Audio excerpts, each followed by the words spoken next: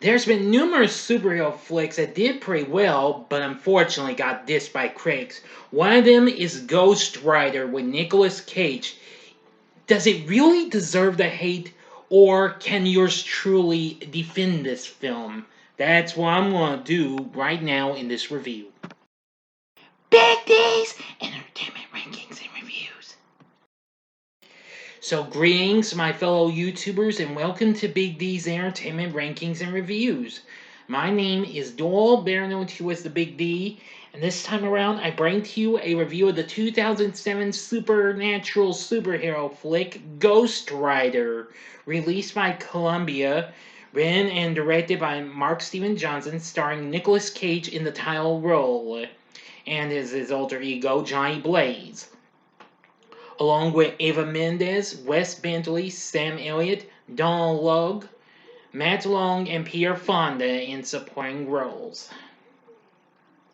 The film was released in February of 2007, and while despite getting negative reviews from critics, it went on to become a big success, however. So here's the story. The demon Mephistopheles, which of course that's another name for the devil, sends his bounty hunter of the damned, the Ghostwriter, to retrieve the contract of San Venganza for control of 1,000 corrupt souls. Seeing that the agreement would give him the power to bring hell on earth, the writer refuses and escapes with it. In 1986, Mephistopheles reaches out to 17-year-old Johnny Blaze, offering to cure his father's cancer in exchange for Johnny's soul. The next morning, Johnny awakens to discover the cancer cured, but his father dies from burns sustained in a stunt accident. And Johnny accuses Mephistopheles of causing his father's death, but he considers his side of the contract fulfilled and promises to see Johnny again.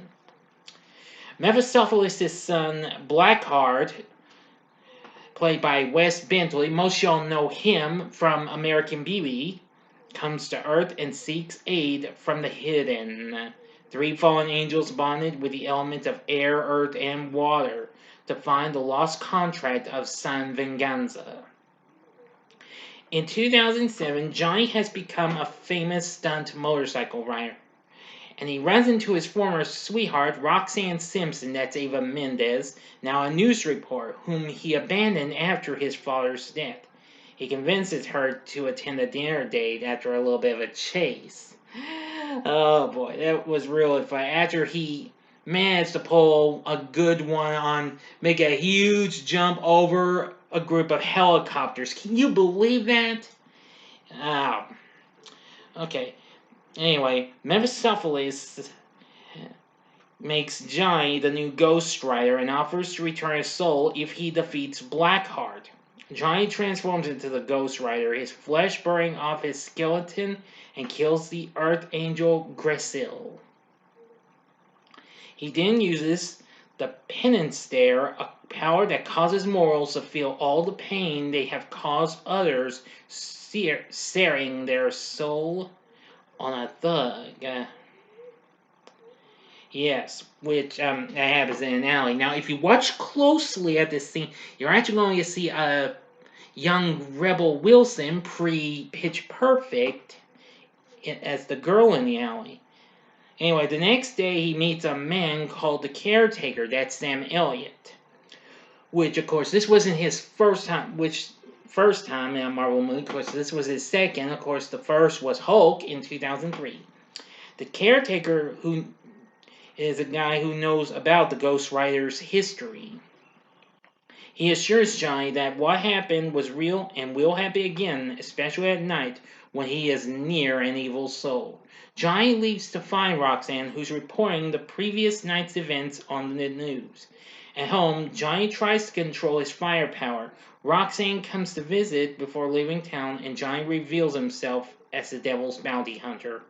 Unconvinced, she walks away in disbelief. After a brief imprisonment for murders Blackheart committed, Johnny kills the air angel Abigail and escapes from the police.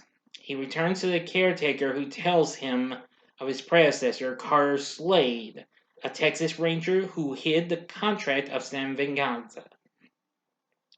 At home, Johnny discovers that Blackheart has killed his friend Mac and taken Roxanne captive, intending to kill her if Johnny does not deliver the contract. Johnny tries to use the penance there on Blackheart, but it proves ineffective as Blackheart has no soul. Blackheart then orders Johnny to retrieve the contract and bring it to him in San Venganza. Okay, this is it, friends. The ending and final act. Now, as always, you know the procedure. You have 5 seconds to stop this video. Go to the description box below and fast forward to the time below to avoid any spoilers. If you've seen the movie already, please continue on after the 5 seconds. Thank you. Here we go.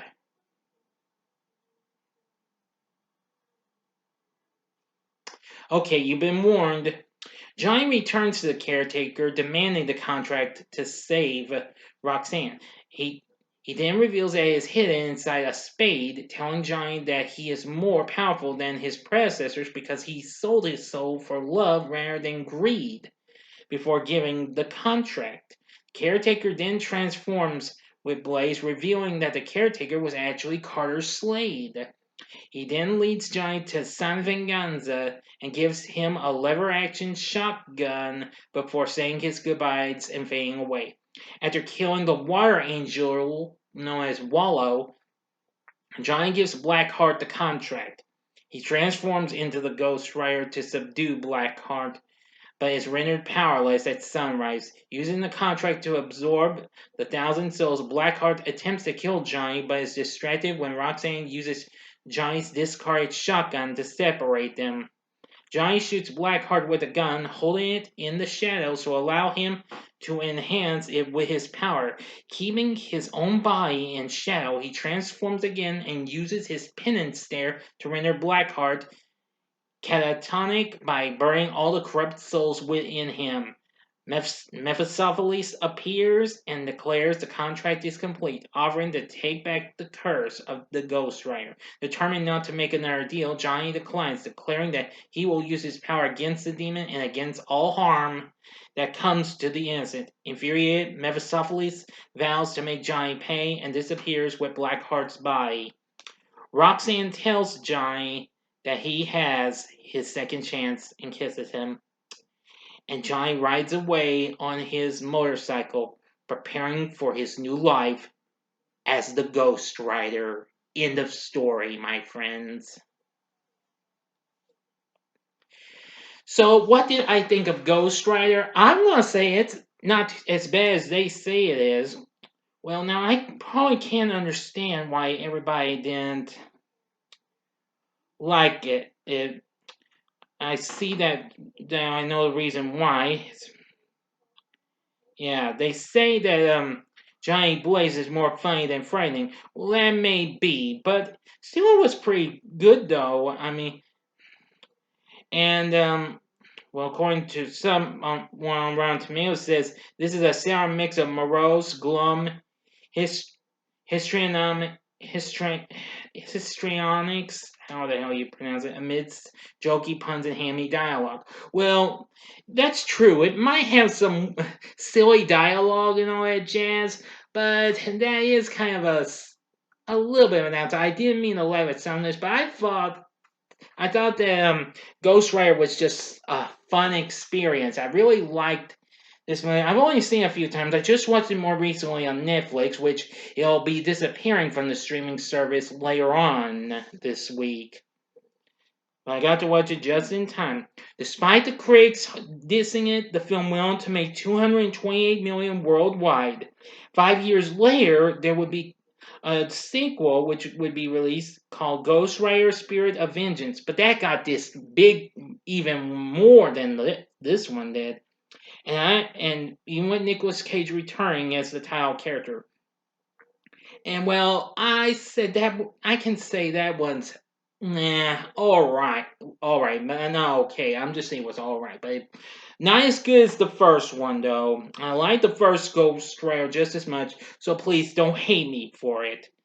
And I did like the score from Christopher Young, and then of course we also have music, which I somehow found out had the Carpenter's Superstar, and I didn't know that this was him until I watched it again. I'm thinking, son of a gun. But anyway, also on the soundtrack, there was lots of other songs, including a cover of the song Ghostwriters in the Sky, which you'll hear at the end credits, and it was done by the Australian rock band Firebait, who I know them best from their cover of the old Southern rock song known as Black Betty. Yes.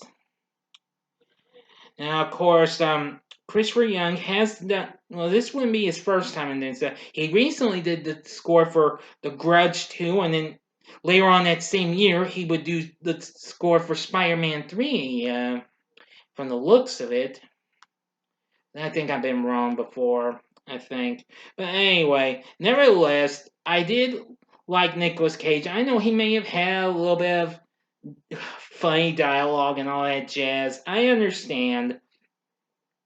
Matt Malone playing the young Johnny Blaze was pretty good. Eva Mendes as Roxanne. Yeah, she's good. Wes Bentley as Blackheart. Yeah, good, but I really prefer the Blackheart from the comic books and the video games. Believe me, I did like Sam Elliott as Caretaker, pretty good. Oh yeah, Wes Bentley's Blackheart was also known as Legion, which you find out later on, but that's another slight heads up. Uh, yeah, and we have Peter Fonda as Mephistopheles. Very good, actually. But that's just from my point of view. You don't have to take my word for it.